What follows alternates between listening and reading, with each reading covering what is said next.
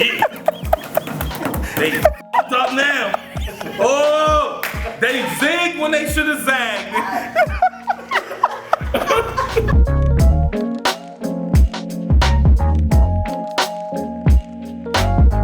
We do this voicemail.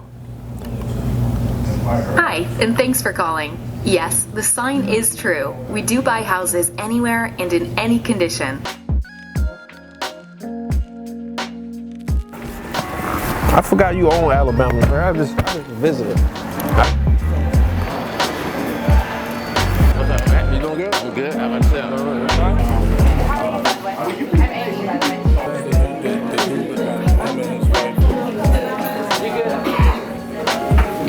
You good? What's up, everybody? How y'all feeling today? Yeah, let's give it up for me. I appreciate y'all coming out. I know it's last minute. I was in town doing some work, and then I said, you know what, let's do a pop-up. So about 2 days ago, we decided to do it. So I'm glad to see all of y'all coming out here in short notice, all the way in Hoover. Who drove the furthest to come out here? Who think they drove the furthest? Where you? Troy. Troy, I don't know where that's at. Where's Troy at? Y'all give him a hand for that. About where? I recognize some of y'all from like Facebook and Instagram. I know we live 18 team back there.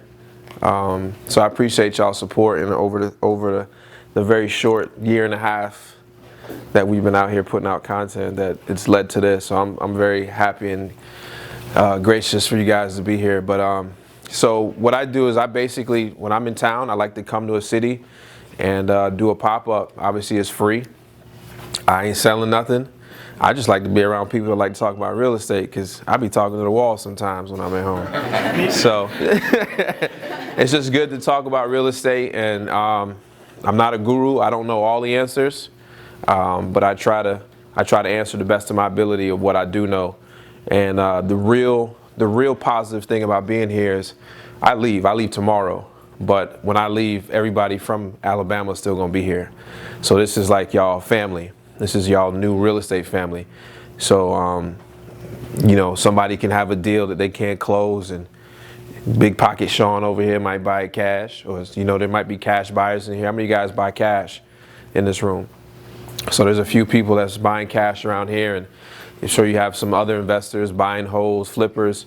You might even have an attorney up in here, or somebody that does the closings and stuff like that works at a title company. So this is the reason why I like doing this, is because I can come here, gather people, I leave, but y'all still be here. So it's good to network with each other and keep this thing going, because real estate's forever. So there's no real formality to this. I don't have a speech.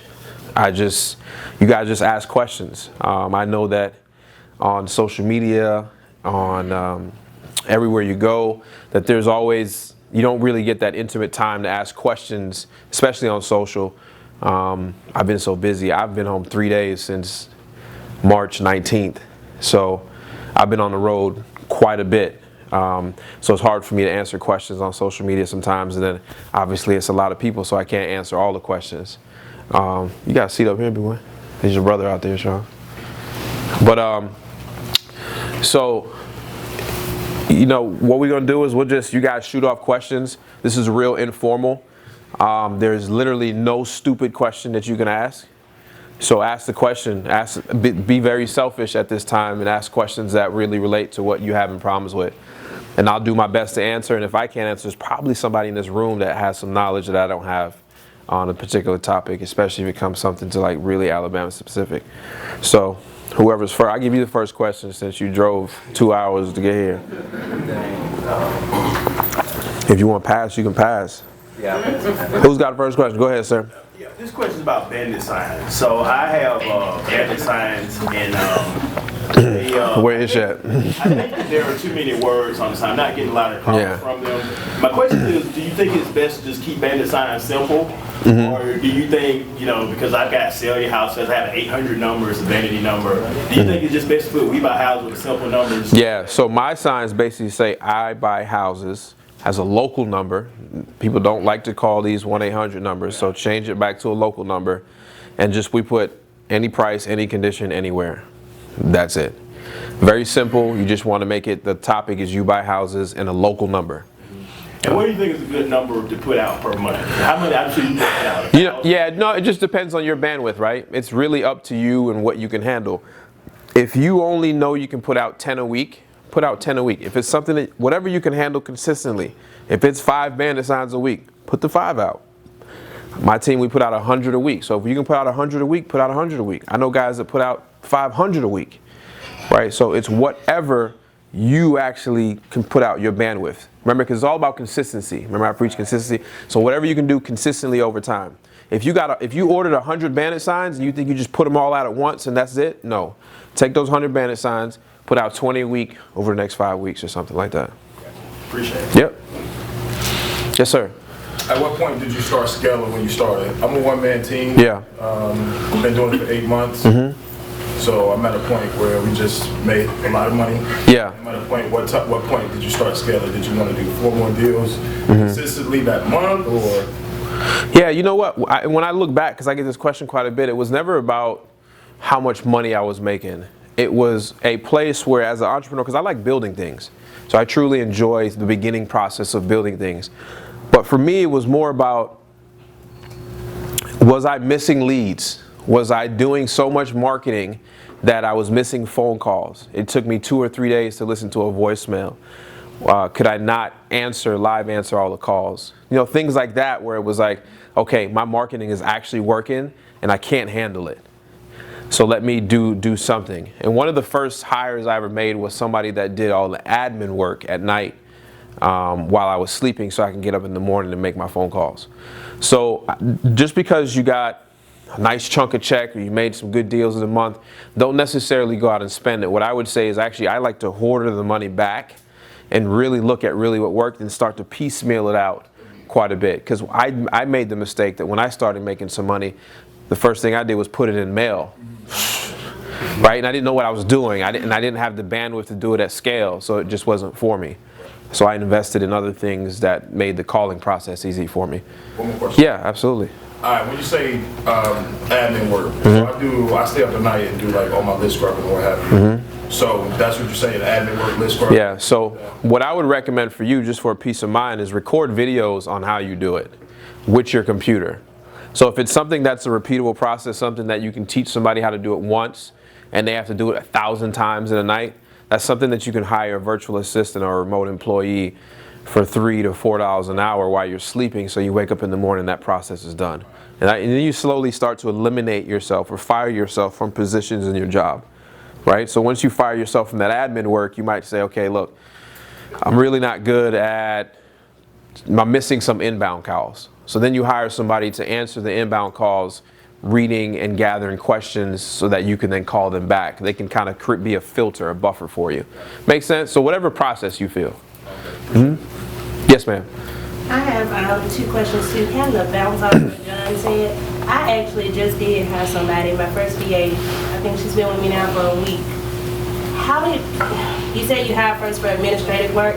She's in Jamaica and I do pay her $4 an hour and do bonuses. How did you structure your team when you first started, like with virtual assistants, and how much did you pay like your bird dogs and stuff like that? I have a video that I made a while ago, over a year ago now I think. It's called the 100K a month structure, and that literally broke down how I paid individuals, what positions they were in, and the bonuses that I gave each person. Most of that is still kind of true today. A little bit has changed because I hired a lot more staff in-house now. I still have the same virtual staff that I had when I made that video. So it's always good to invest a lot of training into a person that you can pay $4 an hour to be able to scale that way. And then my second question, I saw you, it was like on a home care at 3-day seminar, and you were talking about the RVM. I've been looking into it. Can you give more information on that? Yeah, so RVM is simply a marketing method that turns an outbound marketing method into an inbound marketing method. And RVM is just a simple term for saying ringless voicemail. Essentially what it does is technology that jams up a cell phone line. Essentially it sends 2 calls simultaneously at the same time, jamming the line in order for a third call to come in and drop a voicemail without the phone actually ringing. Now the technology is not perfect, so sometimes you do get like a half ring if somebody has great cell phone service. But essentially what it does is you leave a voicemail in that person's voicemail box, and then if they listen to it and like what you're saying, they may call you back. Now you do that to like targeted list that may have interest in selling their property. How does that compare with your cold calling? We do all of them. Yeah. So each lead has a process of kind of where it goes through. And say you have like cold calling, you can put them on postcards, RVM, or text message.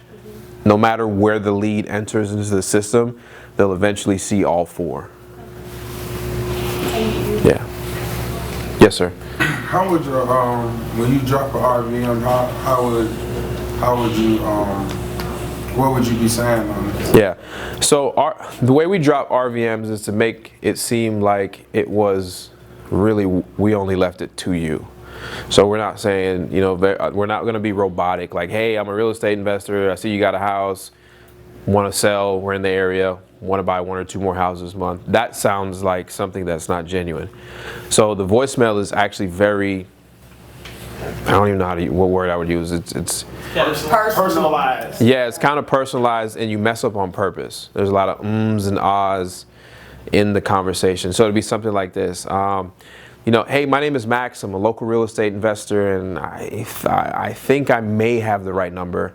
I may not have the right number, but if I do, you know, and you are interested in selling, you know, give me a call back, or you could even text me. But once again, I could have the completely wrong number, and if I am, I'm sorry. You can just ignore this message. But if I do, you can reach me at blah blah blah blah blah. Now that gets dropped into somebody's voicemail. That's not a telemarketing call. It doesn't sound like one, does it? Sound like the guy next door may or may not got the right number, and that's kind of where we want to be at with that first RVM message. Mm-hmm. And then the second one, we change up the second one to something like, hey, I sent you a postcard a few weeks ago. I didn't get a call back. You know, you may not even be the right person, but I think you got a house for sale. And we change it every time. Somebody. Man, I hate to ask another question. Where did you find? Why you hate to ask another question? That's why we are here. No, that's why we are here, for you to ask as many questions as you can. A big question I wonder: where did you find Francis from? it's like he just dropped out of heaven, man. He's the best acquisition manager. I think about it in my business. Mm-hmm. I need an acquisition manager like Francis. Where do you go to find acquisition manager? Do you go to a car lot? Where did you find Francis? What's the story with Francis? I sold Francis the house he lives in. It was a wholesale deal. As an H, a wholesale. Mm-hmm. Yeah. So Francis is a realtor for 12 years. Mm-hmm. He's flipped well over 150 something houses now, and he was looking for a house for him and his family. And I had one in the same neighborhood that he already lived in, which he loved the school district for his 2 girls, but it was just bigger than the one he was in. So he bought it at a deep discount, and I actually wholesaled it to him with a traditional mortgage. Okay. And then you guys just kept talking, and we became friends, and then we've been rocking together for 2 years now. Awesome. Yeah. Great. What tips can you give, like when you're cold calling? Like you're dropping for dollars, skip trace, enhance the search, and get the number and call the... Be very genuine. Hey, look, I was actually driving in the area and I see a house and I think you may own it. And it's on 123 Main Street, and if you're interested in selling it, I'm interested in buying. Like, it's very simple. I try not to make it complicated. I really don't want to sound that professional on the phone. I'm trying to be the guy next door, the woman next door that's talking to somebody on the phone that actually may have a house for sale. It's just pretty simple. I mean, we were riding around somewhere in town here locally, and we just jump out the car on people. Commercial properties. I wanted to go on the video and get that guy. Yeah. Commercial property in Barnesdale. That's where I live. Right? Yeah. So you see stuff like that, and we just get out the car and we ask questions, and that's why I say driving for dollars is it's more than just driving for dollars. It's learning the neighborhood you're in, the area you want to be in, and we see people working on houses. Every house we've seen a rehab in, we stopped. Get out. And we get out and we talk to them. One, you're going to gain contractors, right? Everybody needs new floor guy, new sheetrock guy. So you're going to get their number. So that at worst case scenario, we actually start the conversation that way. So if it looks like a contractor's there, hey man, what kind of work do you do? they always looking for more work, right? That opens up the door of the conversation and it says, hey, who owns this house? Oh, it's Robert. Robert owns this house. Whoever owns this house. You got Robert's number? He looking to sell this? No, I think he's gonna do retail. Well, can I get Robert's number? Or can you call Robert? Because now you got a contractor and a cash buyer. So that's why it's important to hit those streets. You can't be afraid to go out and talk to people. You just no harm. Yeah, my friend was talking to the mailman. A mailman too, yeah. Mailman is a good lead. Everybody. Tell you where to empty out. Yes, ma'am. If you're fairly new to wholesaling, but you come up on an apartment deal, and you don't have an extensive cash buyer list, what would be your best way to market that deal? Half a watermelon is better than half of a grape. So there's somebody in Alabama that either specializes in multifamily or that is known, right? They're few and far in between that they publicly say, hey, there's somebody that in you're very close to by proximity that specializes in that. And you say, look, help me with this deal. Let's go 50-50, because they'll do it. Because what happens is if you try to hold on to it and nothing happens, then you get nothing.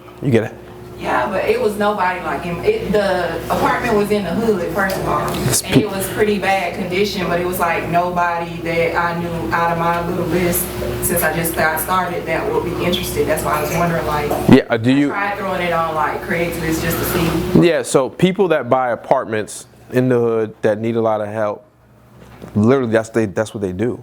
So I would go in the Facebook group, my Facebook group, and ask anybody, hey, does anybody in Alabama do multifamily properties? And once you find somebody that says, yeah, I do, then tell them, hey, look, I got a deal that I'm working on. The conditions this is. Are you interested in partnering with me and helping me with this? And just vet them out. You'll know if they know what they're talking about or not. Is it dilapidated? Yeah, go ahead, sir. And then you. Hey, how you doing, Max? Doing well. You said you do text blast?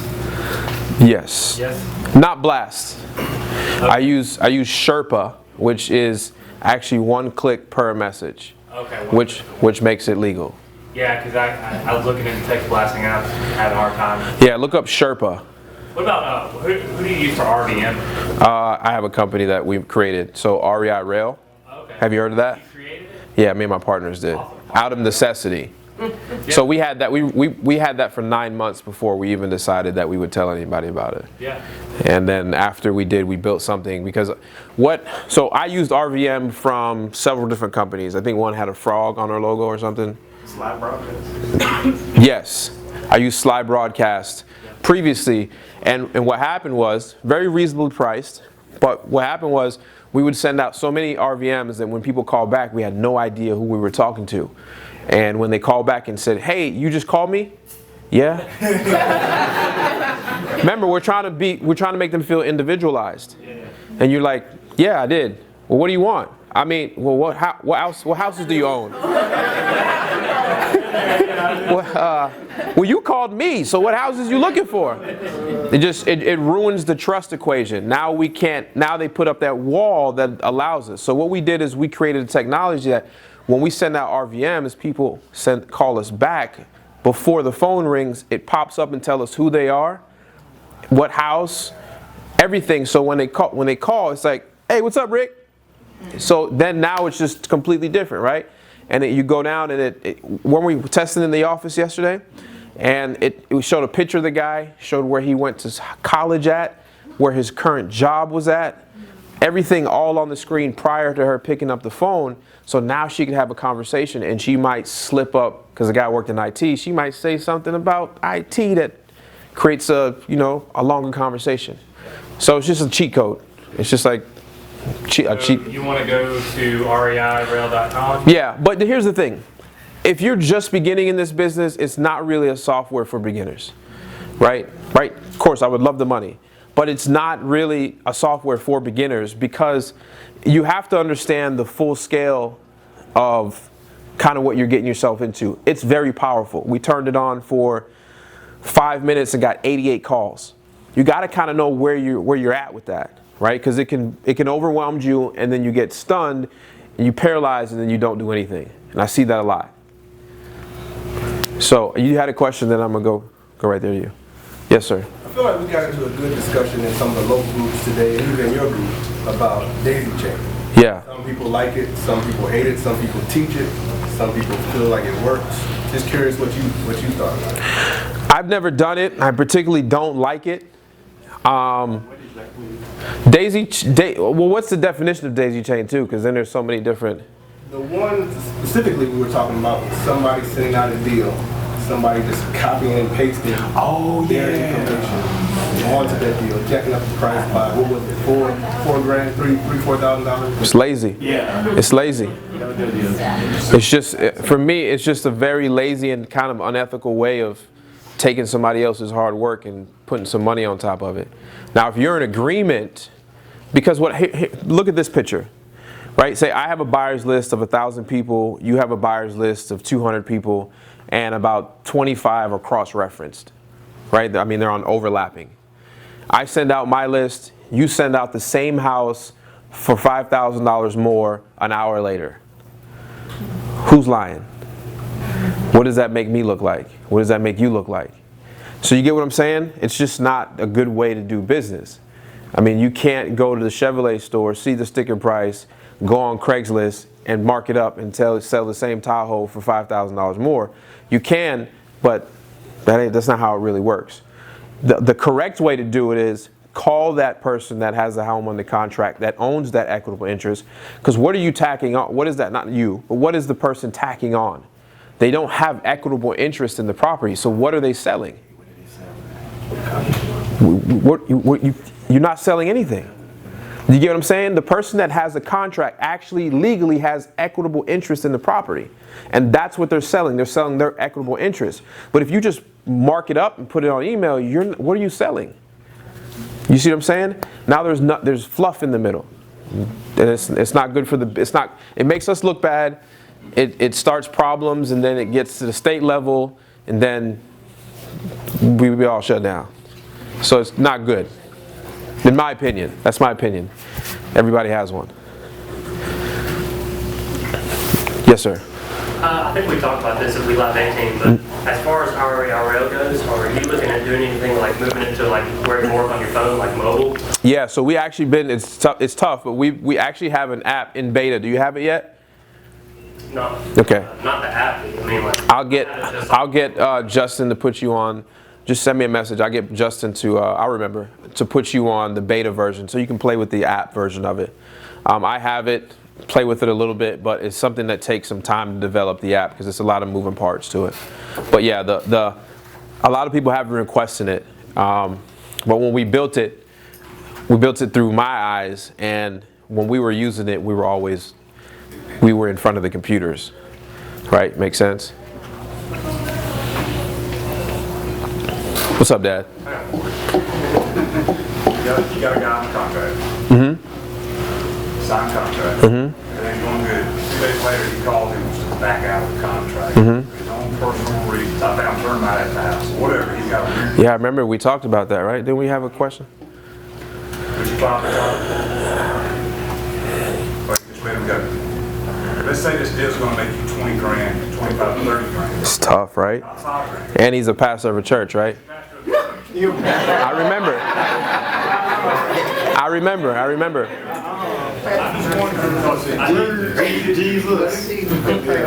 What would Jesus do? Because I know what Max would do. Yeah, me personally, I'm going to have a conversation with him. And every personal relationship aside, hey, look, we agreed to something as adults.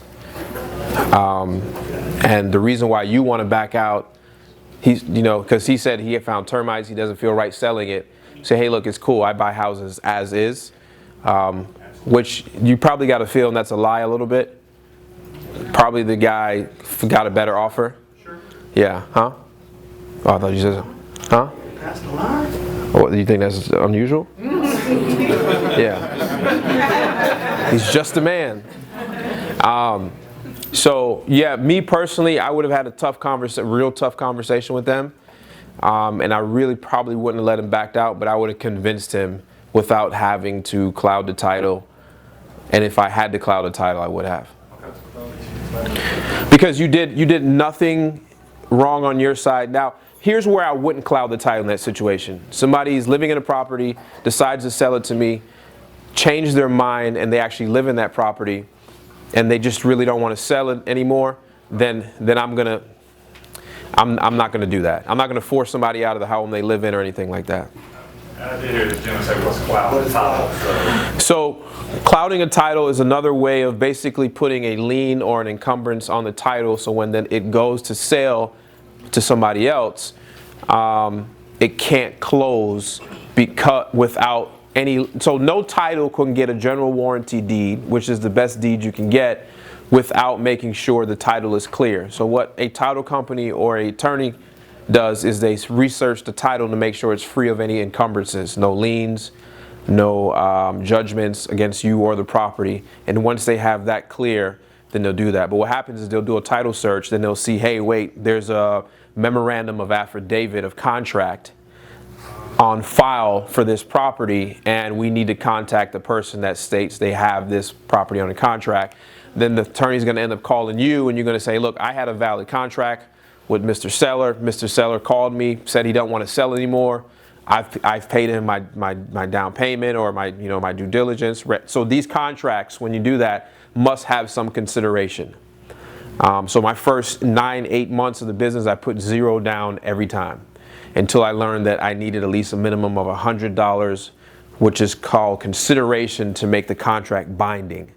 Right? So if you put that consideration down, then the contract is then binding, and now he can't back out. He took the money, you signed the contract, and you got to perform. And if you did nothing wrong, other than if you morally feel bad, right, like I would if somebody personally lived in the house, I wouldn't cloud it. But if they were just going behind me to sell it again, unfortunately, go ahead. I would just put 10% in the plate on Sunday after you close the deal. Make it feel good. In that same situation, if the seller actually tried to block you by just not allowing access to the property from that point, just stalling you out for the rest of the company, would you have any recourse at that point?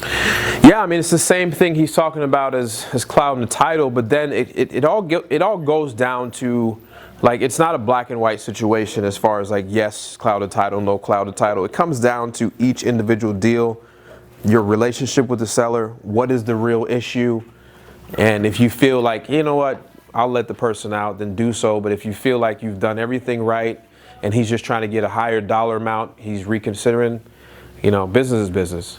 It happens every day. I would cloud it. The money that you put. Go ahead. Oh, sorry. No, go ahead. The money that you put down on property, do you give that to your attorney to open escrow, or do you give it directly to the seller? Good question. So on each contract, we have two considerations that happen. One is a due diligence period, which is basically you buy a time of period that you're going to do your due diligence. Right? Our contract is typically anywhere between 7 and 10 days of due diligence. So the day we execute this contract, it says I'm going to give you $100 of due diligence. Right? Basically, I'm going to write you a company check, or however you want to give it. Make sure it's not cash or there's a record of it. At the time they sign the contract, you give them the $100. That is consideration. They've accepted the money, you signed the contract, now it's legally binding. Then there's another $100 in my contract that goes to escrow. So when I take that contract to my attorney, which we're attorney state, you guys are a title state, you take it to the title company with the $100, and that opens up escrow for that property. The attorney or the title company puts that money in their escrow account, which basically says, if there's any disputes in these contracts, that this $100 is being harbored or held, and the contract should say where it goes if somebody defaults or something like that. Make sense? Second part. Right. Go ahead. Second question, then right behind you in the yellow. Well, I was just going back to the clouding contract. I mean, would you even worry about clouding the contract if you don't even have an buyer yet?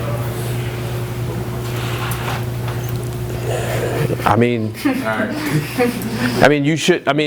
Here's one thing you don't want to do. You don't want to cloud a title and not be able to perform if you did, right? I wouldn't do that. But you shouldn't be putting stuff on the contract that that are not deals, right? Learn your market a little bit better. Then, right, yes ma'am. My question was about the consideration. You said you started doing $100. Here we don't necessarily have to do anything. Like you said, we can do zero. Are you giving consideration on all of your contracts? Yeah, so believe it or not, you have to do, well, all right, you don't have to, but if you need that contract to be enforceable, consideration has to happen anywhere in America, right? So any judge is going to say, well, you signed that contract, did you give him money? Yeah, I gave him $100. Sir, did you take the $100? Yes, I did. Well, that's legal binding contract. If they say, did you accept that contract? Yeah, I did. Did you give him money? No, I didn't give him anything. Well, he can back out. The most I've done was like $1. Yeah, so a judge is going to consider that not enough to be consideration. And this is just like legal stuff, right? In the beginning, I didn't have the money to put up, right? Now I do, so I do it to cover myself and to make sure it's fine. And I think maybe one property that's never closed out of all my transactions. And then you had a question. Yeah, I was at We Live 19. Yes, I remember. And so I heard on the last video you talked about the deal finders. Mm-hmm. So I've since then been able to get one, but you said you've gotten 3 already. I was just wanting to know what process you took to get 3 deal finders. So one thing in our company that we do a lot is we test. And a lot of people, like, yo, what's the answer? How do you do this? So we're testing 2 models right now. Right now we've got 3 paid full-time drivers. They're paid to drive 30-something hours a week. Then we have an ad out for people that want to be deal finders that are compensated a different method. You get what I'm saying? Craigslist and Indeed. So just on those places so that we can find both ends. We're testing to see what's more efficient. Essentially, we're paying $300 a week. So this is like part-time work for somebody to drive between at least 25 hours. Right? So if they get us minimum 100 leads, we're paying $3 per lead. Right? So I'm doing the same thing on the other side without a guaranteed pay. We're basically saying, hey, look, any properties that are acceptable, we'll give you $3 per a submission. You get what I'm saying? So it's essentially the same thing. It's just 2 different models. Hopefully we get better results out of the person that's guaranteed to drive every day. Are you paying bonuses for everyone who closes with? We are. We're paying something small, like another $200 or $300.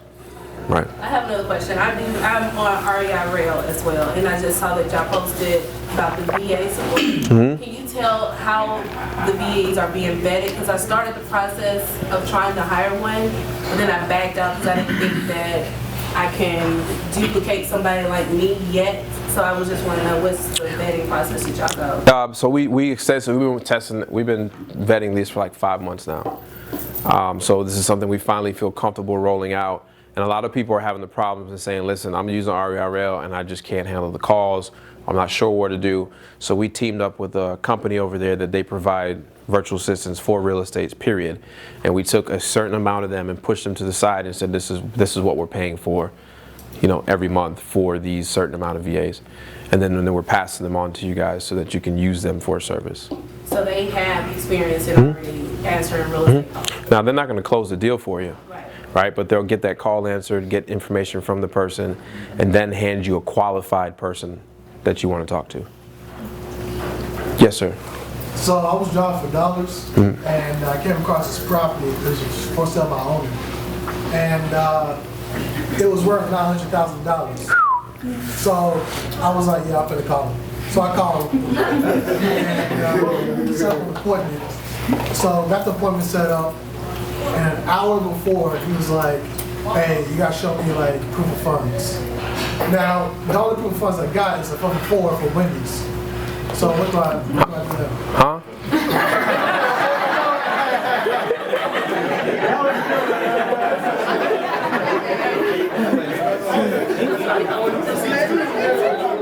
Hold on, so it's like.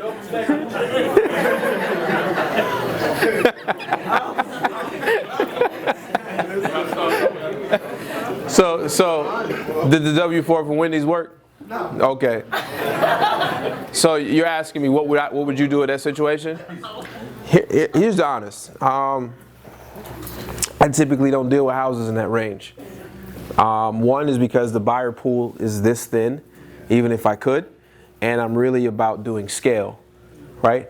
Now, me personally, I may look for a house that's worth $1 million that I can get for 400, 500,000 for me to live in, but I don't even care about that. I live in a studio loft, right? So it's not even about like that right now. So I would, if you can get the appointment just for the experience, do it. But I typically wouldn't deal with properties in that echelon. Not saying they don't work, but you're narrowing your buyer's pool. Do you know buyers that buy in that range? No. Yeah, it's just not. It's just you're just going from here into here into here, and then you're leaving yourself with only a couple of people that can perform at that high level. So I would leave it away. Talking about money to make the contract legal. In Alabama, what I've been told is escrow. You say, you give it to the person. I was told you give it to the attorney. In Alabama, escrow is not law. You do not have to give escrow in Alabama. But from just what I hear from this attorney, if it's a deal, you think it's a deal, and you want to make sure you have those issues in the front. You never had clouds out, which we all no one does. I would put money down. Yeah. I just don't know the actual, if it goes to the attorney or the person. If the person, there's no proof you get to the person. Yeah. The attorney there is. So you're right. So so to clarify, what I do is there's two checks that I'm writing when I sign a contract. One is a check to the homeowner for a due diligence period. That is me paying for this inspection period essentially in this contract, right? So if, for example, I put a house under contract 21 days to closing. I put a 7-day due diligence period in there. I'm buying that period, which is going towards my purchase price. So let's just say I'm buying a house for $10,000 and I give him $100. I owe $9,900 now. It depends on your relationship with your escrow attorney or whoever. Most of the time, I don't have to walk in there and actually write a check to my attorney for them to open up escrow because of the relationship. In the beginning, you may have to do something like that because that just shows you're serious. But I'm going to take what you say, because I've never done any business in Alabama, that it's probably not law. So yeah, you said it's not? Somebody said it's not? So it's not law. So, but the reason why I give the homeowner a check is to buy that due diligence period, which is called consideration. Now, if I call him on day 7 and say, hey, look, we got to renegotiate, or I'm going to cancel my contract because I just did the numbers wrong. Yeah, never cash. Never cash. If you don't have a checking account, give them a money order, keep the receipt, make them sign, whatever it is.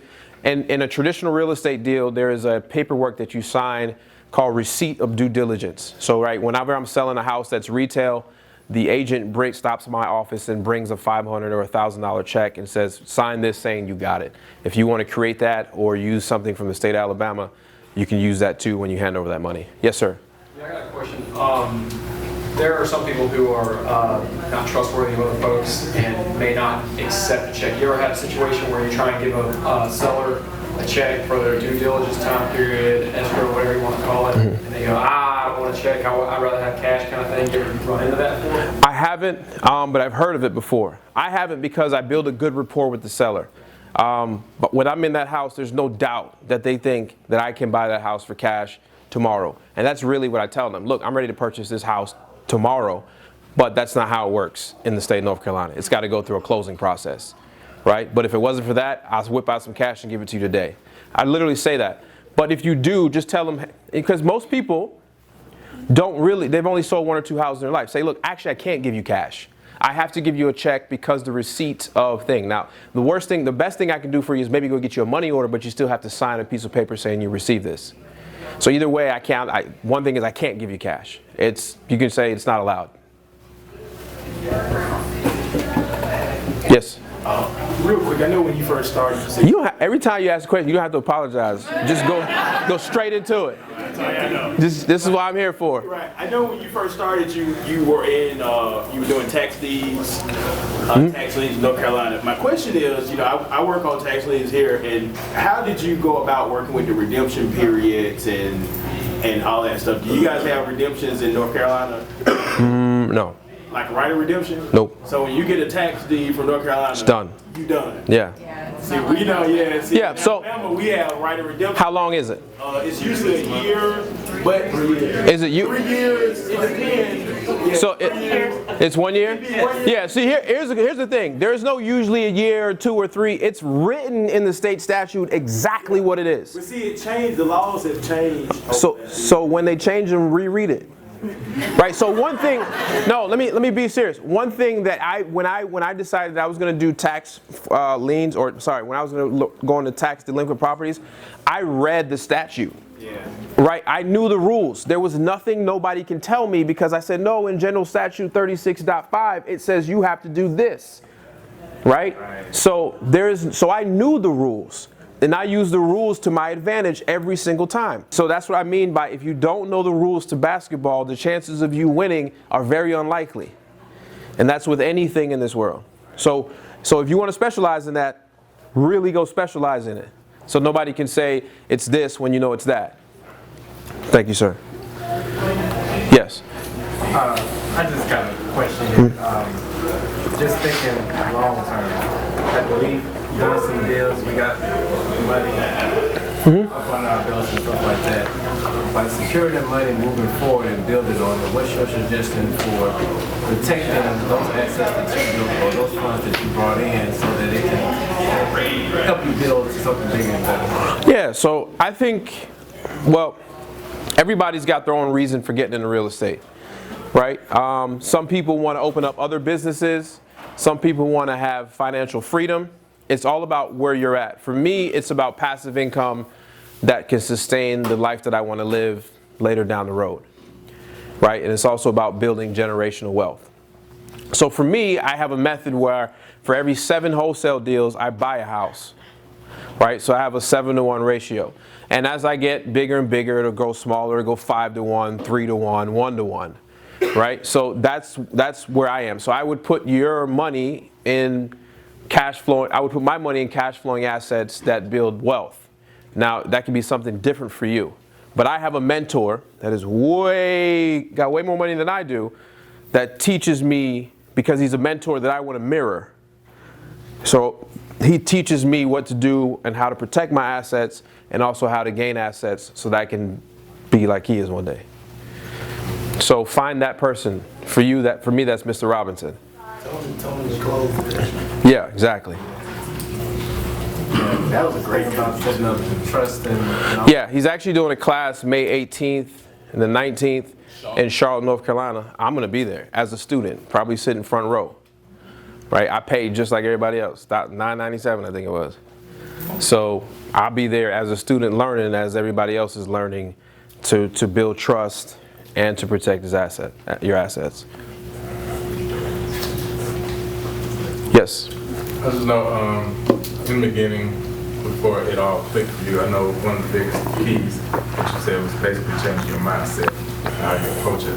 Mm-hmm. And if your mindset isn't right, then when you go to talk to these sellers, like you're basically going to get in your head and basically fail. Mm-hmm. So what's I guess books or whatever inspiration kind of path that you took to kind of change your mindset and have it all click to where you can have that posture when you go talk to sellers and have that confidence that you can get it done. I think confidence is something you build up over time. If you're not born with it, it's something you build up over time. It's like building that tough skin, right? Enough rejections, you're gonna start not being afraid for asking, right? So like if you're in sales, like you're gonna get a lot of no's to where you're not even afraid of asking for the sale because a no doesn't affect you, only a yes does, right? You get what I'm saying? So for me, I just changed everything around me. Seriously, like a lot of people think that I don't struggle. I struggle too. There's days I don't want to wake up and do real estate anymore. There's days I don't want Dave to have a camera in my face. Like there's days where I have deals where it frustrates me to the point where I throw something across my office. Like I struggle just like every single one of y'all in this room. And that's what I learned being around other millionaires. They lose just as often as we do. But it's what they do with that loss. Like we all struggle. Don't look at Instagram and think I'm just winning every day. That shit. That shit ain't real. That ain't real. Yes, sir. I want to kind of piggyback on what you said as far as mindset. I just went 4 months without a deal. 4 months. It hurt, right? It hurt. Like a pain in the side. I got 3 kids. Yeah. So it's like, I'm a regular person. Everybody in here can do it. Like, I quit my job for $8,500. Like, I'm a true sales guy. 100%. So don't let the struggle get you down or nothing like that. So I just felt like that was right. 4 months without a deal, I just made $33,000. Like, yeah. You see what I'm saying? I know we've all seen that image of 2 people with a pickaxe and they're swinging through the dirt and the guy is 1 swing away from reaching the diamonds and this guy is this much away and he's still swinging. Like, you can't give up. If you give up, then the reason why you were doing this wasn't big enough anyways. That's good. Like, it's just real. The people that give up are called employees. Right, and I'm not saying there's nothing bad with being an employee. We all need employees, but those are the people that give up. Right? I was an employee at one time. And sometimes you have to use those jobs as stepping stones, but don't give up. But everybody sees success different. My success can be $80,000 a year in a decent house and a new car every 3 years. That could be my definition of success. Somebody else could be success is 4 houses, 1 plane, 2 yachts, and a vacation every other weekend. It just depends. It's whatever makes you happy, right? So don't look at my success or somebody else's success on Instagram and think you have to mirror that. You have to find out truly what you want to be success and paint your own picture. It's true. I haven't been home. I've been home 3 days since March 19th. Some people would think that's not success. I love to travel. Some people hate it.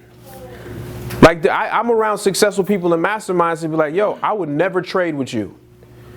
Right? I make more money than them and they're like, I would never trade with you. You on the road too much. I got a family. I love my kids. I'd rather stay home. Blah, blah, blah. That's their definition of success. So, there's no right or wrong answer to that. Just make sure you're doing your truth.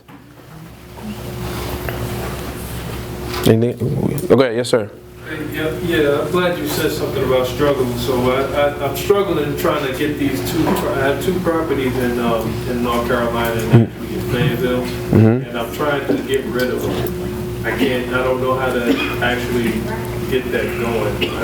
I've done my due diligence. I don't know who has the loan anymore.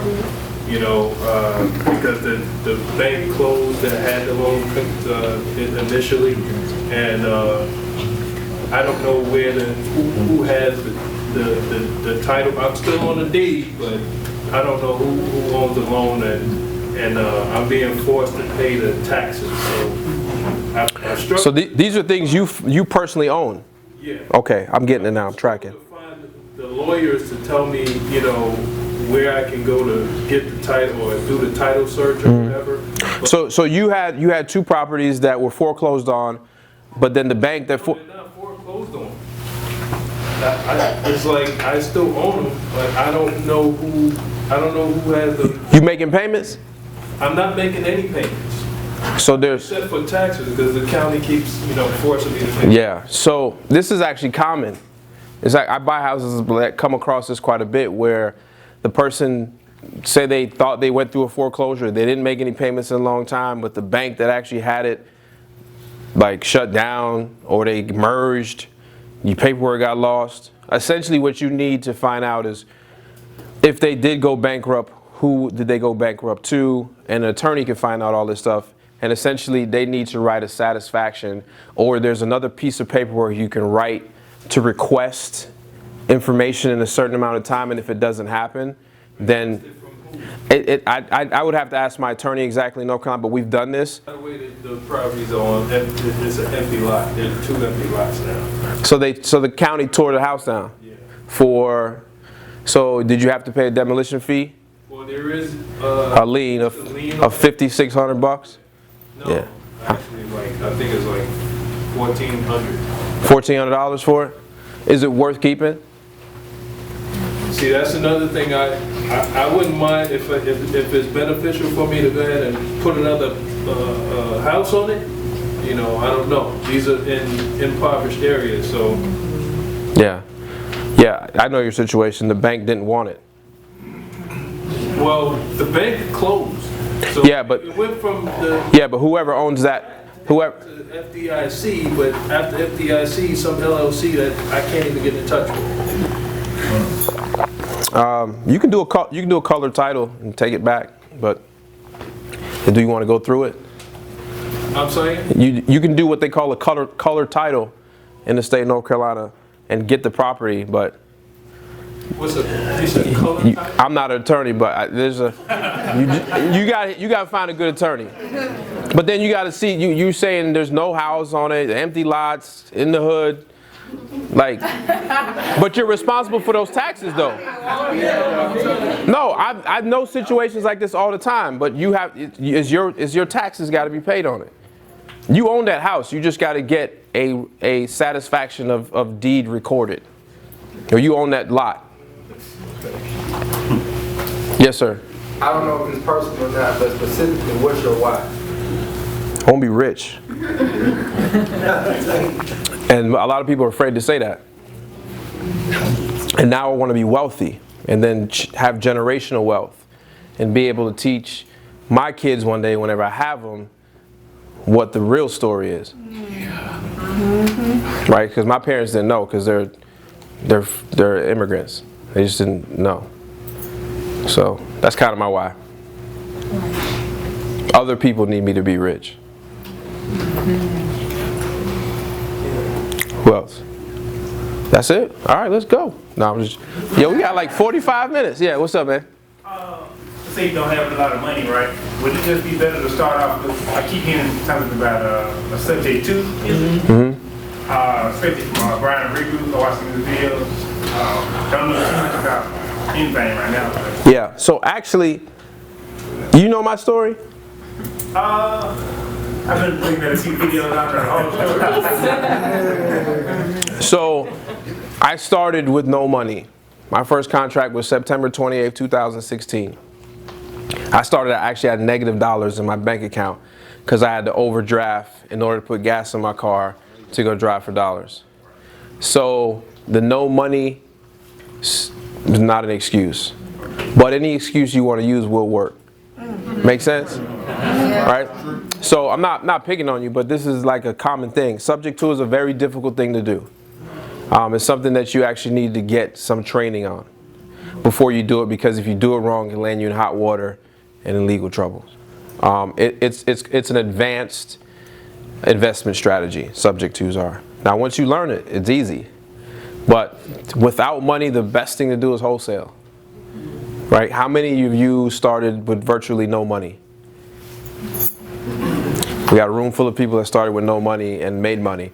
So you just got to keep digging and be around more people like this and watch more YouTube videos. But it's around the corner if you put your mind to it. I promise you. Yes, sir. So a reason a lot of people start wholesaling is because they have investing in real estate with no money. Would you pay for a mentor or a class if you want to get in real estate wholesaling with no money? You already have no money? No. Right? I made a video about why you don't need a mentor. How many of you guys seen that video? Y'all need to go subscribe to my channel like right now. I need more subscribers anyways. But I made a video about that you don't need a mentor. And it's not that you don't, because I told you I have a mentor, right? It's just that you don't need a mentor yet. We're in this information age where there's so much information on the internet. A lot in this business has changed in the 2.5 years I've been in it. Like, you know, before January of 2018, there was essentially no place you can get a bulk skip trace. Y'all know that?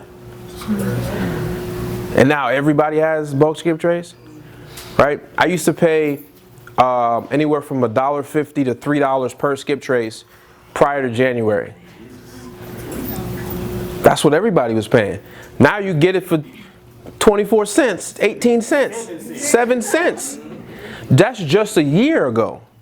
So there's a lot of change. So why I say that, because now how I got my first deal, no mentor, no nothing. I locked myself in a room for 3 weeks, listened to podcasts. I graduated from YouTube University. All in that 3 weeks and got my first deal, made my first $14,000. Then the following week I made the next deal, $7,000.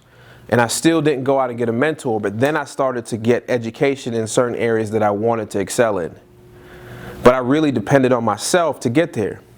But there's a point. Now, people, there is coaches. If you have the money and the ability and you can find a good coach, because now everybody coaches because they can't do real estate, right? So you go out there and you find somebody that matches you, that you feel that reciprocal, and probably somebody local. Say, hey, look, either I'll work with you, or I need some help. We can work together, do something together, right? And if you got to exchange dollars, then do that. But if not, be open. Hey, look, I'm looking to get into real estate. I need some help. I'll do anything you need me to, or if you want me to pay you to help me out, do that, right? But there's people out there that have courses that are reputable people. So just do your research. There's enough. If you ain't got no money and you want, that's what this attracted a lot of people to this business. YouTube don't cost anything, but you gotta be on it. You know what I mean? Yes, ma'am. So I'm actually going through the analysis paralysis stage right now. I've been studying this thing since like November, December. Okay. And when I say study, I mean I'm up till like 2 o'clock in the morning and I have a day job. You're obsessed with it. I am. But I'm not in a place where like I need it financially, but I want it. But you see where you can have financial independence. Exactly. But I'm a planner. I have an appointment with an attorney to get a contract set up. I've gone out, I've gotten P.O. box, I've got a cell phone for the business, I've got a logo working, everything. But I'm just at a point right now where it's like, it's just hard for me to step out because I'm not sure what to expect. I don't like to fail, and I'm doing everything by myself right now. Yeah. You're not alone. That's very common. Everything you said is very common. Yeah. So. What is your daytime job? I work for the government. Okay. I'm a contract specialist at Redstone Arsenal in Huntsville. Your personality and what you do for your living is why you can't jump off that edge, right? Right. But that's common. Right. And I'm concerned too because I have a security clearance. I used to have one too. And so that's why I'm so concerned about the legalities of it and making sure that everything, like all my I's are dotted, all my T's are crossed. So like I said, but eventually I would like to walk away from it because I just need that financial freedom. I'm a single mom, I have 4 kids. And thank you. So how many people are familiar with analysis paralysis? Right, essentially where you just get stuck in, I know you are, essentially where you get stuck in learning and that learning process, and you went out and did everything you're comfortable with. P.O. box, new cell phone for the business, ain't made one call. Like all of this stuff, you did all the things that you're comfortable with, right? And you and I both know you do not grow in a comfortable position, right? So you have to go out there. How many of you guys got your first contract without an LLC? So like you don't even want to turn around, right? Yeah. I'm afraid. Like yeah. I'm trying to. I hate to fail. And I understand. And there's really no answer that I can give you that really satisfies your personality as a person to make sure everything's in order before you jump, other than you just have to do it. Because what happens is you're going to get to a point of frustration and you're going to turn around and you're going to say, I'm $3,000 in and I have not done anything. I knew this was not true. And you're gonna not do it. And I'm driving for dollars all the time, and I can't drive for dollars and not see at least 5 to 10 houses every time, and I'm writing it down. I go home, I look at the tax lien, I look at, like I'm doing all this, and I'm like, You're afraid? yes, I think what it is like the more I learn, the more I realize I don't know. Do you call them and talk to them? No, because that's uncomfortable for her.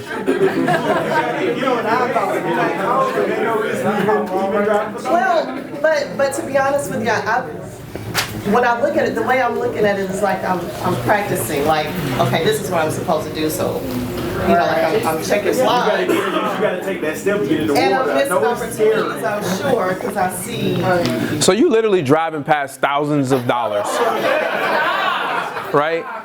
You doing everything but doing the press and go. Listen, this is common. I hear this quite a bit. You just have to do it.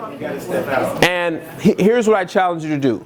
Get with somebody that knows what they're doing. Somebody that is maybe 2 months ahead of you. And say, next Saturday, meet at Starbucks, and I'm going to make 20 phone calls. And have that person sit with you and make those 20 phone calls. Break that ice, and from there on, you'll never have another problem.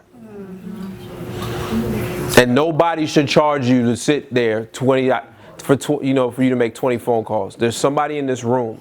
And if you just never jump off that bridge, find somebody that will 50-50 you everything they bring. And that's probably what she's saying right back there, raising her hands. Hello. I was hurt in the beginning. I got everything in order, but I did. My jump off the bridge was start sharing with everybody who knew what they were doing. And once I did that, I learned more from doing than I ever did from setting anything up, and still do every day. We learned something new today. I mean, it's just like every single I learn every day in this business. Once you just put it, once you make the first step, it's gonna start coming. See, I think something that you probably need to do is just be around more of these, right? So there's probably somebody holding meetups that doesn't charge any money, where you could just be in a room with 10, 15 other investors and just have these conversations. There's some women up front here right now that are active in what you're doing. Just talk to them, exchange numbers. You know, grab some coffee on Saturday morning and talk about what you've been doing, and then go from there. And it's easy. You're right here at the edge. Once you make those first 20 phone calls, everything you're doing will go into place. One of those phone calls will make you 10 grand, and so on, and you'll do this as a repeatable process. Because you figured out the tax records, you figured out how to drive for dollars, you probably know the hot areas, you just don't want to make that phone call yet. Now, I work with my friend, and he's been doing it like way longer than I have, and I kind of just started. So I'm really outgoing. Like, I can start a conversation, but it was still nerve-wracking to do the phone calls. So he paid for like most of the stuff, like Mojo. So I did like a little practice round, which just practice. She went all the way left. Calling at the same time, and I was like, oh my God, like you said this ain't gonna happen. But it was the experience, and he was like, look, you done been through the hard stuff, so now like let's go. And it made like now I feel like way better than to like hop on the phone and talk. So it was really the experience. Well, my thing is not, I'm a people person. I was in the military for 16 years. I was an officer. My job was to speak. I have no issues with that. It's just failing. That's my fear. Failing is the reason why I'm standing in front of you today. Entrepreneurship entails failing. You got to fail in entrepreneurship. You're an employee. Yeah, it's like, listen, I get it. You know I was in the military. You know how everything's fail-proof. You know how I get it. I understand it. I wasn't in for 16 years, but I can only imagine. And then you go right into a government job and do the same thing where everything's fail-proof. I understand it. But in this, outside of in the real world, failure is good. And what do you consider failure? What do you consider failure? You know how you said you have 14 people depending on you? I'm a single mom with no support. So I have people depending on me. Yeah, but where does the failure come in at this point? Because you've done everything. You've already spent the money. So that's taken care of. So the next part is the phone calls and the follow-up. So where can you fail? Occasional FU on the phone. right? Hanging up. So I'm trying to figure out like where is your, I'm going to fail and this is going to devastate me and my family. I think you're actually failing now by not doing. So, and I think I'm worried about things that might possibly happen, but probably won't. What will never happen, yeah. And it's you know, like the contracts, for instance. I watched one YouTube video that talked about how a lot of the sellers don't like for you to assign the contract, and they'll ask you up front if you're going to be the one to purchase the house. How many people in this room that's done a deal that had a seller ever tell them, hey, are you going to sign this contract? I see 2 hands. I've hundreds. Nobody asked me that when I did. Here's what the seller wants to know. How much am I getting and when? They don't even know what an assignment is. Have you ever had someone get mad at like what you were getting paid? No, I've set it up to where, see, one thing I do with sellers and buyers is I set an expectation of what's going to happen. The first thing when they talking to me or any team member is, hey, we're a group of 4 local investors. So right there, that I just opened up the door. It'd be 3 other people that could be on this deal with me. It don't matter to you as long as you get that $45,000 to $50,000 I promised you when you promised. I opened up right away. We're a group of 4 local investors. All that other stuff and who I got to walk through the house and whose name is on the contract and who am I doing this, it's all solved by we're a group of 4 local investors. I can buy it now. I can pass it to Sean and he can buy it and I can go half with him on the rehab. That's none of your concern, honestly, Mr. Seller. Your concern is, what am I giving you for this property and when you're going to get what I promised I'm going to give you. And if you can perform on those 2 things, they honestly don't care. You're solving a problem. And the problem is I have a house and I need to sell it and I want to sell it fast. If not, they're going to call a realtor and go to the long traditional route. Who is Sean? I mean, I know who he is, but like, oh, what you do, Sean? So, Sean does quite a bit. Sean, he's a real estate investor. He's local. He owns Jake's Soul Food Restaurant. He has a large insurance company. So when I refer to him, you know, he has a lot of employees and offices and stuff like that. So when I talked about, you know, hiring, I refer to him because he's hired more people than I ever hired. He's a personal development type of person.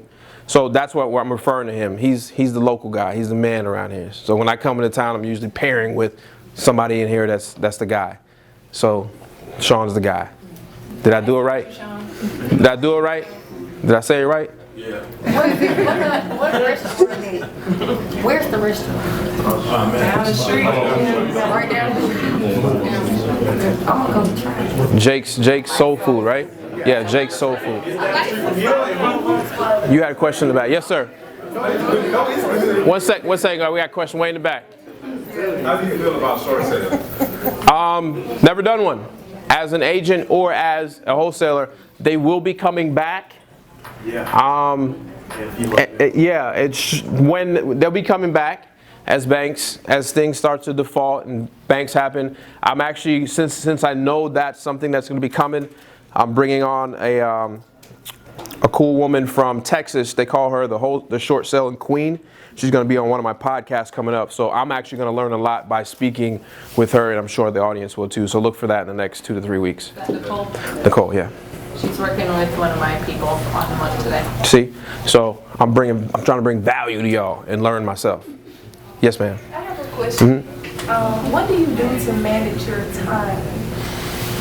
That's a good question. You are a person, so, like, I still work, and then like I'm in the Army, I'm a parent, I have 2 part-time jobs. I still close the deal, but it's like some days I don't sleep, and it's just like, how do you manage your time? Yeah, so full disclosure, I've never been a parent. I wouldn't pretend like I know what it's like to be one, but I know it's very time consuming. What I've done as an entrepreneur, I've struggled with that too. So that's one of the things I struggle with. I read books about time management, if it even is a thing, as time management. But what I do is I time block, right? So for me, I do real estate from 7 in the morning till about 1 o'clock in the afternoon every single day. And then after that, I go into my other business. My other businesses divide into creating content and some other stuff that I own that you guys will see as I start. Bull riding? Yes, I have a bull riding team out of Houston, Texas. Like just all these things that I'm passionate about outside of real estate. So I time block, but my money maker is real estate. So that gets the most time that I can. So you just gotta kind of find it. I know that's easy, but you got. Because like, Man, you a busy guy, man. yeah, if your ultimate goal is to quit your job, it's taking 40 hours out of your week, plus other jobs that you have. Yeah. Like, how do you keep your mind in a comment, like, just at ease? Like, 'cause I don't know how parents do it. I don't know how single parents do it, but that's the. being a mom is not that hard. That's not what it is. It's just like working, but my ultimate goal is to quit. Yeah. So it's like, how do you So balance that out? the only thing I can say is these part-time jobs that are producing some income, maybe you buy less things. I don't know what you buy, but yeah, so maybe you got to cut somewhere in order to get some more time, right? Because your time is occupied by right now you're trading time for dollars, but you're also trying to give yourself time to make more dollars, right? So something's got to give. There's got to be a break in there. Now I'm not going to tell you to go quit because I'm not going to pay any of your bills, but I'm telling you there has to be something that you have to change or give up in order to not have that third job and maybe just have the full-time and the part-time. You get what I'm saying? So I wish I had the answer to that. I really do, but keep doing what you're doing and I promise there's a reward at the end of the tunnel. You'll figure it out. Thank you. You're welcome. Yes, sir. What do you think about wholesalers getting real estate license? There's no disadvantage to having it. I just never went back and got my license after the crash. I think I have Francis on my team, so we have an in-house brokerage. There's advantages to it. Disadvantages also. Yeah. And there is disadvantages if. I have my real estate license, but I ended up putting on inactive status. I still have the benefits if I want to. The only disadvantage is the real estate commission getting in your business. Like, why are you making money and we're not? That's there's other insignificant. We've seen this on other podcasts where people talk about that, where when you have that license, you go start doing wholesaling. You get looked at more, I guess. Well, there's somebody to go run to tell on. There's the mom above you that somebody can go run and tell on you. And like as an agent, like you can not answer your phone 5 times for a customer and they'll go complain to you to a board, right? Just small, simple stuff.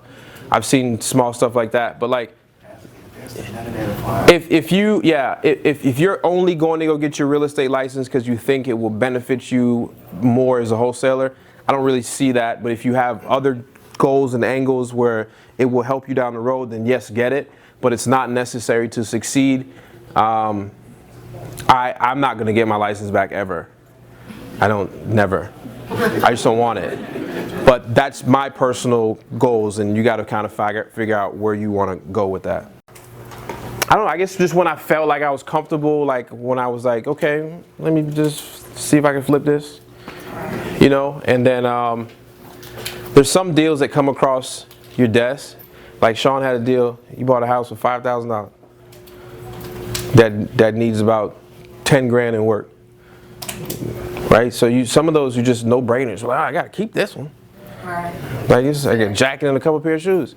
Like, you know, so like some of those, because your ultimate goal is to build passive income, right? So you want to start having that plan. Even as a wholesaler, you need a business plan to exit. Right. I want like wholesale houses. Once I get enough capital, I want to go like straight into like fixing and flipping apartments. Yeah, you know, fix and flipping is not as pretty as most people make it seem out to be, right? I have a lot of fix and flippers call me that want to go into just wholesaling, right? I only flip. Flipping is a love and hate relationship for me, right? But I got a big project coming up for a flip that you guys are going to be seeing.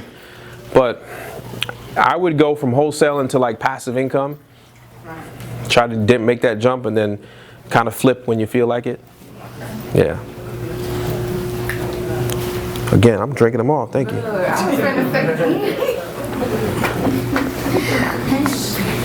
So that's it. Y'all better keep popping these questions. That's real quick about double closing. Does your attorney charge you for both closings or just the relationships you built up? Over 300 transactions, I've never done a double close. Oh, okay. Yeah. It depends on your contract. If you have it where your employer pays on your second transaction, they'll cover the first half with you and the seller, and they'll cover the closing costs between you and them. Are you double closing the fear of that you made too much money? In some cases, I have. Like Yeah. I had one the other week. I got the house for $6,500, but I sold it for $15,500, and that kind of felt funny because they still owe like $2,000 on it, and we're walking away with $4,000. So I did just out of that. Yeah. I don't do it that often. Yeah. I personally never had to. I've had one instance where it came up at closing table. I don't even go to closings now, but I've had one instance where it came up at closing, and I was like, what you want to do? Like, you can either take that check or we can just cancel this whole thing, and they took the check. So, you know, I'm very open with them. I'm an investor. Everybody in my company tells them I'm an investor. We're here to make money, but I'm going to solve your problem in a way. So we do this. I tell them, listen, we're not going to spend money just to bail you out of your problem, but if we can come up with a win-win solution for both of us, then we'll do so. Like, you can't get mad because you see me making money. People will, though. Are your amounts usually more than what the seller is getting? It depends. Like if I'm buying something with a mortgage on it, I mean, I've had a seller pay me to take a house.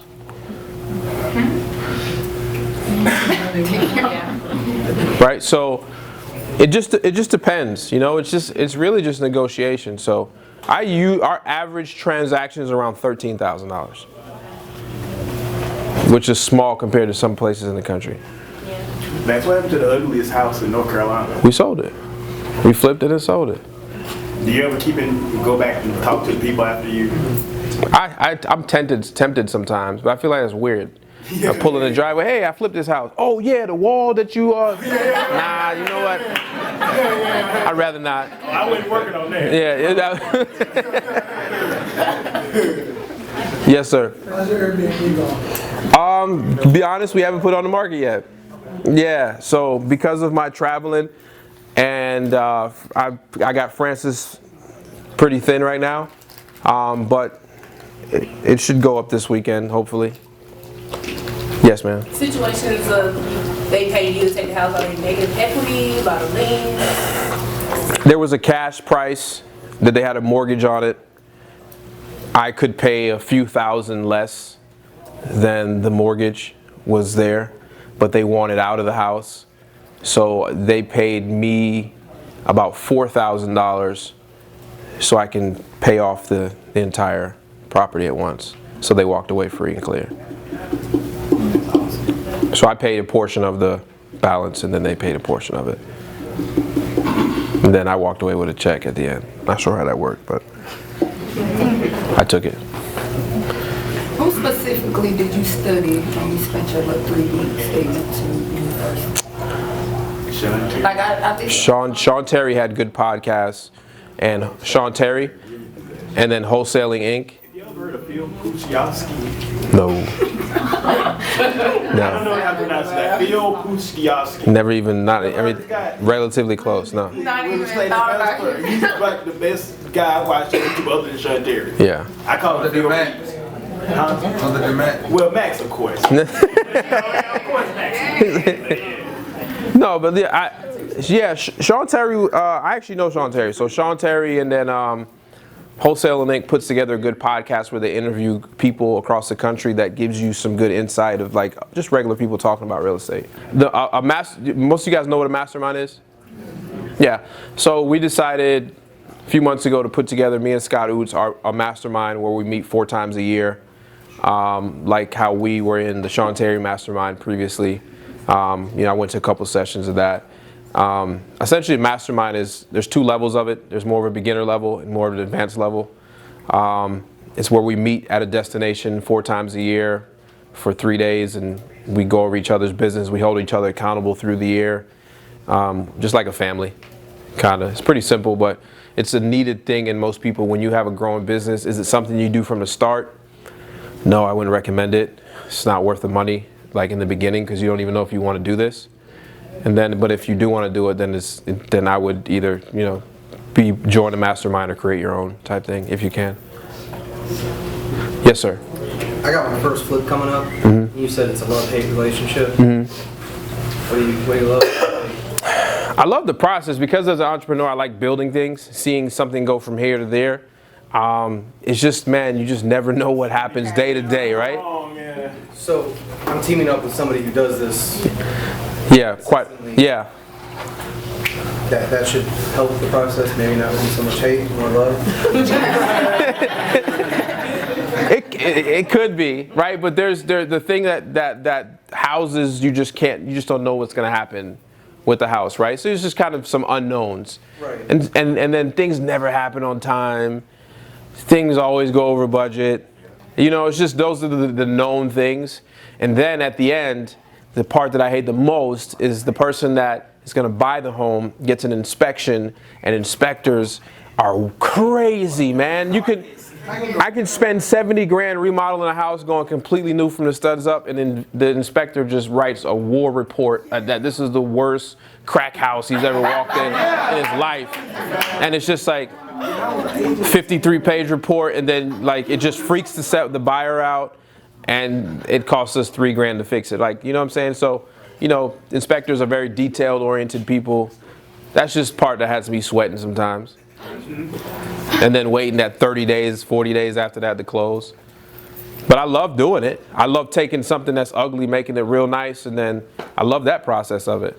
Do you make relationships with the inspectors to negate? No, that's the EM buyer. Yeah, they cut that out in like 2008, 2009. They was a part of the fall down. Yeah. Any other questions? Yes, ma'am. I haven't seen a whole lot of videos out there about taxes, about this being like taxable income. Mm-hmm. Is that how does okay. But don't let that be a roadblock, right? Like I learned the hard way. I think my first year I paid over 300 grand in taxes, right? And it's because my companies were set up a certain way. But guess what?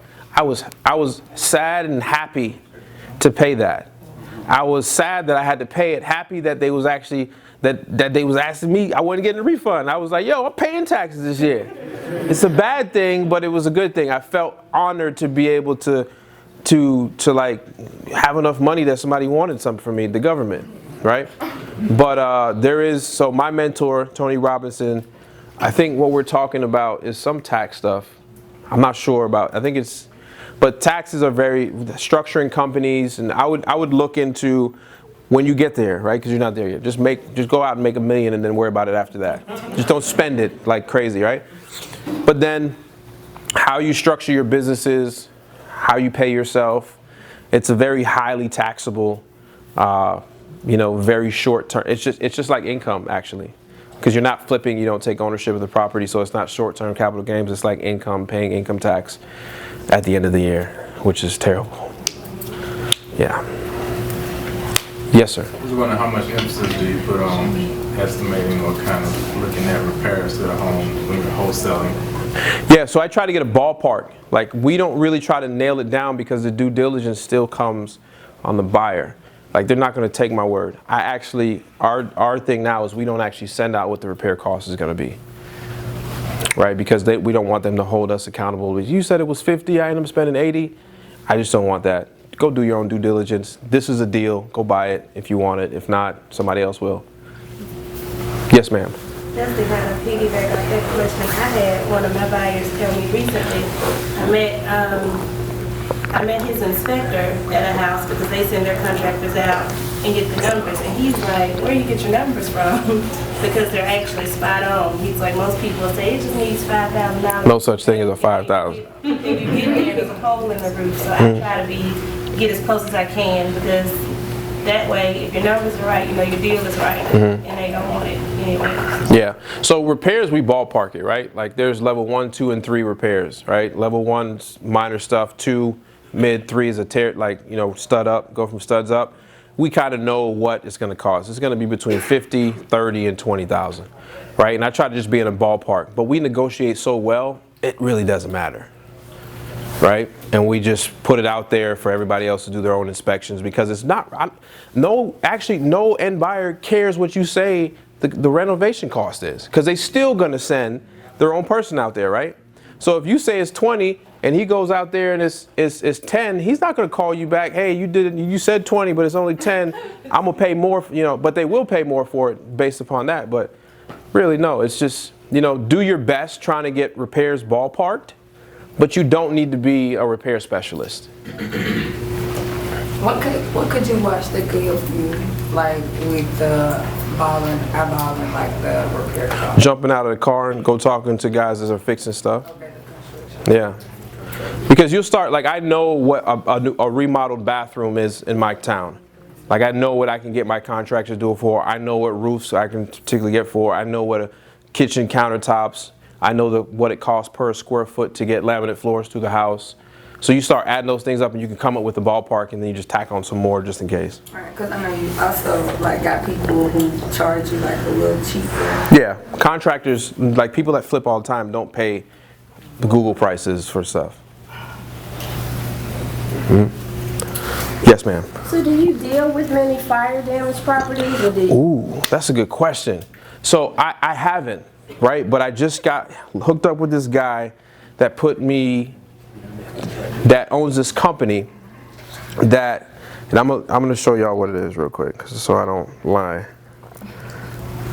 So y'all can research it. Fire. All right, so he owns a company. His name is Tom Kim. He owns a company called. See, I got a real hot property for you.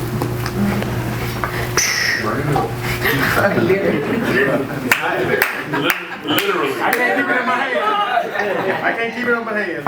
I think his website is actually firedamageproperties.com or something like that. Oh, really? So it's like fdp-corp.com.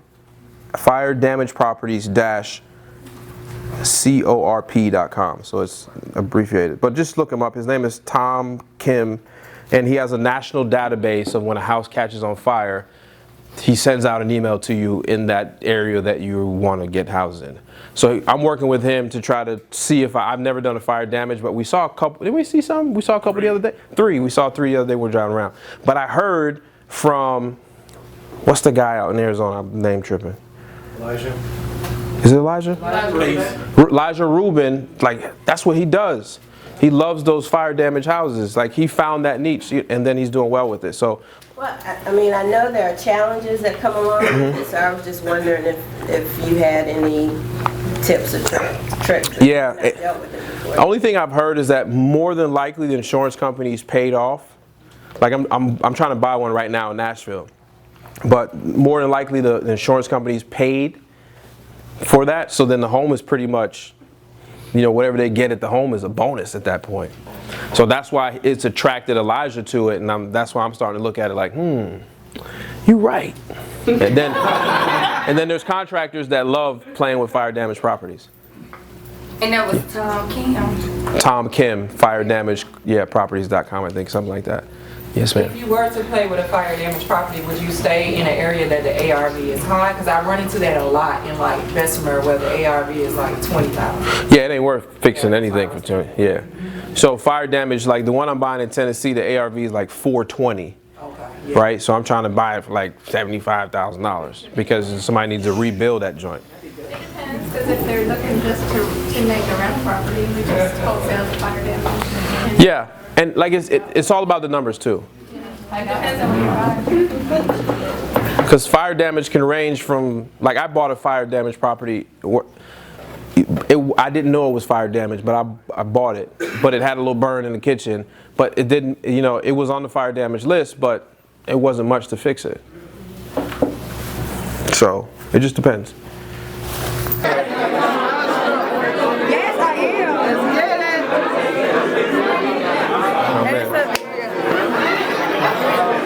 I'm here with Maxwell.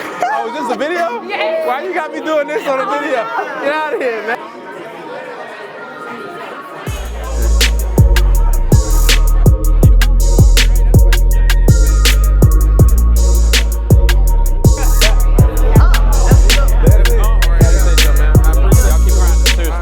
This is crazy. I thought wholesaling was whack. And here's why. Because once I sell that house, that's it. Yeah. Now I got to sell another one. And I go to school full time. So I couldn't really be extra consistent like you need to be. So I started buying so I could have residual income. You know what I'm saying? So I got residual income coming in. Now every 28, I go pick up about 10, 15 checks. Yeah. So I'm good. Now I want to wholesale. What do you have any kind of advice since I'm doing it backwards, or do I kind of need to do the same thing as if I was starting with no money? Like how? Sometimes having money in this business is a disadvantage. Okay. So you need to have the mentality of like the other way around. You know what I mean? Right. So I would be on the same accord like everybody is. Like you ain't got it. Okay. Yeah. Because when you ask with cash buys, I kind of raise my head like this. I was like, oh no, I don't think I want to be a cash buy. You know what I'm saying? Yeah. Okay. That's cool, man. But good luck to you, bro. But just keep grinding, man. All right. Appreciate it, brother. Appreciate you, brother. Thank you, man. Thank you so much.